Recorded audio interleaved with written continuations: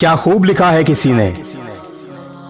बख्श देता है खुदा उनको जिनकी किस्मत खराब होती है, वो हरगिज नहीं बख्शे जाते जिनकी नीयत खराब होती है। ना तेरा एक होगा ना मेरा लाख होगा, ना तारीफ तेरी होगी ना मजाक मेरा होगा। गुरूर ना कर शाहे शरीर का, मेरा भी खाक होगा तेरा भी खाक होगा। जिंदगी भर ब्रांडेड ब्रांडेड करने वालों, याद रखना कफन का कोई ब्रांड नहीं होता।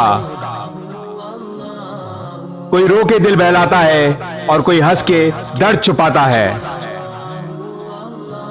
क्या करामात है कुदरत का, जिंदा इंसान पानी में डूब जाता है और मुर्दा तैर कर दिखाता है।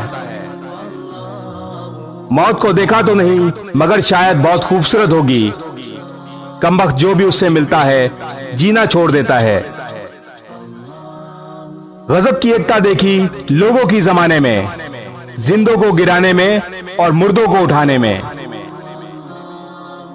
जिंदगी में न जाने कौन सी बात आखिरी होगी, न जाने कौन सी रात आखिरी होगी। मिलते जुलते बातें करते रहो यारो, एक दूसरे से न जाने कौन सी मुलाकात आखिरी होगी। इस वीडियो को शेयर ज़रूर करें, हो सकता है आपके एक शेयर से ये बात किसी के दिल में उतर जाए।